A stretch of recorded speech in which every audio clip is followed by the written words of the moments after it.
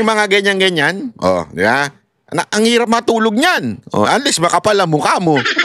Unless katulad ka ni Marcos, sobrang kapal na mukha, nakakatulog pa. Ewan ko kung ano ginagamit to, nakakatulog yung animal na yun. Di ba? Eto, mukhang di na nakakatulog to. Tingnan yung itsura, oh. Oh. Hindi, alam mo, si Dada, ginagawa niya ng lahat ng pagtuturok, lahat ng ginagawa sa kanya nung ano yun? Ewan ko kung ano yung pinopromote nilang pampapayat. Ginagawa na nila. Hindi naman siya pumapayat ng ganyan.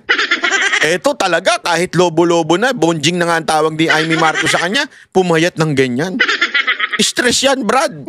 So, kumbaga sa ngayon po, it's about facts and evidence and hindi lang political noise or speculations. Kaya the ICI commissioners were able to ask me many questions and I was able to answer it. Medyo napalinaw no, kung ano yung naging role niya or role ng mga kasamahan niya sa pag... Wala! Anong malinaw? Sa inyo lang malinaw! Wala naman kaming alam. Nadinig ba namin yung sagot niya? Tinanong nyo ba siya ng tama? O baka nagbulahan lang kayo dyan sa loob eh. Baka nagkapi-kapi lang kayo dyan eh.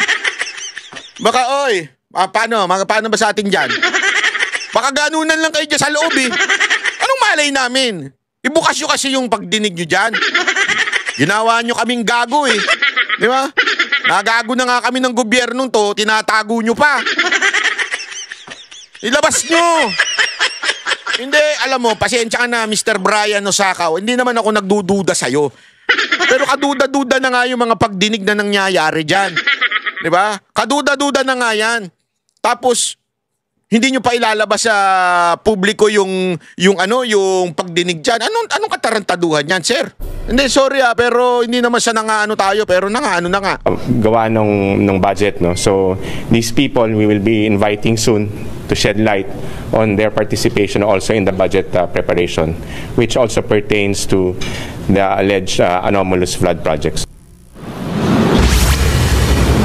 Bukod dito, humarap din sa komisyon si Budget Secretary Amenah Pangandaman. Ito ay para ipaliwanag ang proseso ng... Kahit sino pa humarap dyan, kahit si Satanas pa humarap dyan, wala kaming pakialam. Hindi nyo na may pakita sa amin kung ano nangyayari sa loob. Paano namin sasabihin na yan ay maayos na pagdinig, maayos na investigasyon? Kung wala naman kaming access, ano to? Tangina, bilyon-bilyon ang nanakaw, tangina, trilyon-trilyon ang nawala, ghost project lahat, tapos ayaw nyo ipakita sa amin? Ano yan, ghost investigation? Ano to? Ang budget ng Pilipinas ay hawak lang ng 2 tao. Oh, malinaw yan. 2 tao lang. Naglolokohan tayo eh. Budget mula sa pagpapanukala ng mga ahensya hanggang sa maipasa ito bilang General Appropriations Act. Nagbigay rin daw ng ilang suhestyon ang komisyon para mas mapaayos ito ng DBM. Ruth, no show naman ngayon itong si dating Ako Bicol Party List Representative Zaldico dito sa pagdinig. Oh, tangina, no show na naman, tapos wala hanggang ngayon di pa kinakancel yung passport.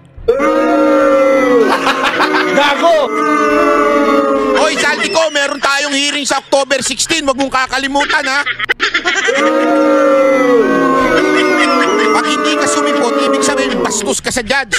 Yan ang totoo. Hindi mo nire-respeto yung judge. Inakusahan mo ako na kung ano-ano, tapos di ka pala sisipot. Maya ka naman sa balat mo. Hindi, kasi dapat nag-akusa ka eh. Di ba? So, ikaw bilang sa depensa, meron kang karapatan na i-cross-examine through your lawyer yung mga nag-aakusa sa'yo. That's the due process.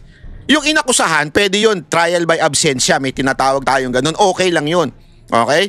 Pero yung nag-akusa, kailangan talagang sumipot.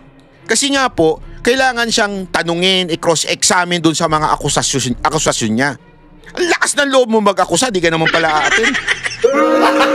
Gago! Maya ka naman doon sa judge, ang bait-bait pa naman nung judge dyan. Hindi totoo, mapakabait po nung judge at saka napaka ano siya, nang tawag doon? Fair. Tapos ganyan ka lang? Wag ganun, di ba? Kung si Romualdez ang tatanungin, dapat daw lahat ng naiimbitahan ng ICI ay nararapat lamang na humarap sa komisyon. Ang sabi naman ng ICI, pag-aaralan pa nila yung susunod nilang gagawin kung dapat nga ba silang pumunta sa korte para humingi ng warrant of arrest laban dito kay Ko. Ruth. Gerard, bukod dun sa pahayag kanina ni Speaker, no, meron pa, ni dating Speaker, meron ba siyang information kayo dyan na nakuha kung meron siyang halimbawa may mga tinukoy na iba pang pangalan na posibleng dawit or iba pang mas specific na details? Kasi nga, di ba, hindi naman natin nakikita yung ongoing na hearing, no? Wala kasi tayong access dyan. Tama, Ruth, talagang mukhang walang pagbabago tungkol sa desisyon ng ICI na isa publiko yung mga hearing, ano? Pero kanina katulad nga ng sinabi nitong si Attorney Jusaka, may mga pangalan na binanggit itong si dating House Speaker Romualdez, pero hindi ito binanggit sa amin. At ang paglilito... Moro-moro lang yan. Anong pangalan? Siya na pinakamataas dun sa kamera. May papangalanan pa siya? Tapos ang susunod na sa kanya, sa kataas-taasan si Marcos na eh. I mean, yung under siya, ibig sabihin, masasabi nating merong siyang koneksyon na makapangyarihan. Yun lang. Posible naman Senate President, di ba? And speaking of the Senate President, di ba? Yan nga yung idinidiin nyo si Chis Escudero, di ba? Ano nangyari? Nga. Walang kwenta. Oh, yung pala ngayon, eto mga kababayan, gusto ko lang i-point out to sa inyo ha. Napaka-importante kasi na i-point out natin ito eh. Anong ginawa nila kay Chis Escudero? Di ba? Anong ginawa nila? Siniraan nila ng siniraan? Bakit? Kasi nga po, pinangalanan, si unang-una nagpangalan diyan kay Romualdez, itong si Chis Escudero. So, siniraan nila ng siniraan yung para matanggal sa Senate President. Kung ano nung inimbento. Tapos, eto ngayon, tanggal din siyempre. Pag natanggal siya, tanggal din si Blue Ribbon, si Marcoleta. Damay-damay na, di ba? Ang mangyayari niyan, ano nangyari? Ngayon, may pautot pa silang, hindi, nag-resign si Lacson kasi ayaw na sa kanya ng mga senador. Gunggong ang... Palusot nyo yan. Tapos ngayon si Erwin Tulfo na, di ba? Ano palusot niya? Hindi na ngayon yung flood control. Iba na ang aming ihihiring. O, tingnan nyo na. So, wala nang hearing ngayon sa Senado about this flood control scandal na to. Wala nang hearing. Sinimulan nyo yan, tinanggal nyo si Escudero. Sunod-sunod na yan, tinanggal nyo si Escudero, tanggal si Marcoleta. Ngayon, nag-inarte si Lacson. Ngayon, si Erwin, iba na pinagsasabi. Naka-break na ng isang buwan ngayon ng Senado. O, tapos ang inaasahan, tong ICI, wala namang kwenta. Di naman namin napapano, di naman namin nakikita yung mga pagdinig dyan. So, ang ginagawa nila mga kababayan, sinimulan nila dito kay Chis Escudero. Tapos, hanggang sa mawala na yan unti-unti. Dinadivert nila para talagang wala na. Tahimik na uli. Oh, wala na tayo napapanood in public. Walang nangyayari. Hanggang iniisip nila magsasawa na lang ang tao na magalit. Hindi yan mangyayari. Sisiguraduhin ko sa inyo bilang isang political blogger, I'll make sure na yung mga katarantaduhan ninyo ay ma-expose. Hindi ako papayag na mawawala lang ng parang ghost project yung pera ng taong bayan. Kasi parang ganyan gusto nila mangyari. Ghost project na nga, ghost investigation pa. Tuloy, yung pera natin na ghost na. Puro ghost. Hindi, di ba ganun na nangyari? Puro ghost kayo, ghost ng ghost, lahat ghost. Wala na. Lilipad na lang yung trilyon-trilyon na nawala noong 2025 na budget.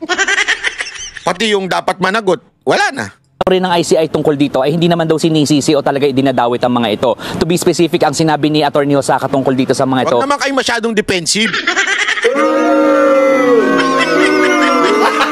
Gago! Ay mga kasama doon sa proseso ng pagbabudget. So, hindi malinaw kung ang mga ito ba isangkot talaga doon sa insertions o doon sa mga paglalagay ng mga ghost flood control projects. Yan yung malalaman natin sa mga susunod pang hearing. Ruth. Yan pong Express Report ni Gerard. Ewan ko lang mga kababayan kung hindi kayo mabibuisit sa mga ganitong balita. Nakakabuisit, no? Hindi, alam mo, ito makinig kayo mabuti.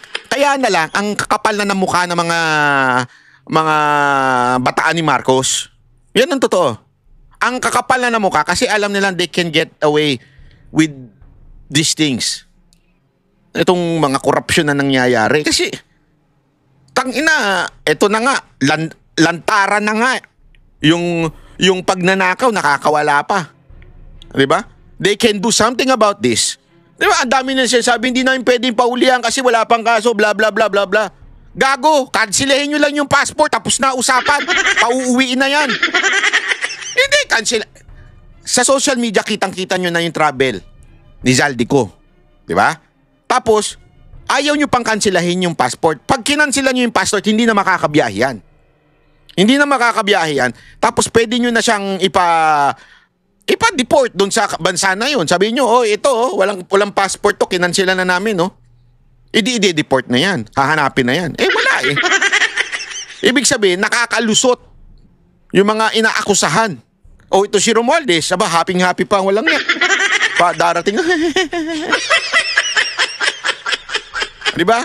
Kaya na rin, ang kapal na ng mukha. Papakita ko sa inyo kung gaano kakapal ng mukha itong mga to, ha. Eto, tingnan nyo, pag dinig ito sa budget deliberation nito, tingnan nyo kung gaano kakapal yung secretary ni BBM. Wala pong discretion ang ibinigay sa akin ng Basta excess mandate po. na yon. Mandate. Oo, maliwanag yung walang discretion na ibinigay. Basta excess revenue. Ang pakiusap ko lang, can you just spare the health? I mean, kung maaari, kung magkakaroon kayo ng mga ganong provisions in the future, wag lang po sana yung health. Ang ganda ng pakiusap ni Mr. Malasakit, di ba? Ang ganda ng pakiusap ni Sir Bongo eh. Kita nyo naman. Siya kasi, alam mo, itong maman to, hindi to mahilig sa politika. Hindi ito yung senador na hindi confrontational even if loyal sa Duterte to. Hindi ito confrontational. Ang kasi sa kanya, concern niya kung ano yung ikabubuti ng mga nasa baba. Kaya okay na ako dun eh. Kasi kita mo naman nagtatrabaho itong mama na to. Kasi marami nagsasabi na bakit daw hindi siya nakikipag-away. Hindi niya yun lugar eh. Hindi niya yun papel, ika nga. Ang papel niya to make sure that our people, lalo na yung maliliit, matulungan, especially sa health and sa sports. Yan yung kanyang advokasya talaga. Kita nyo naman ang sipag niyan. Siya gumawa ng Malasakit Center. Talagang yan ang pinaglaban niya noong panahon ni Duterte. Ngayon, yung super health center na sa mga barangay. Alam mo, kasi yan yung hindi makita ng mga iba na mayayaman.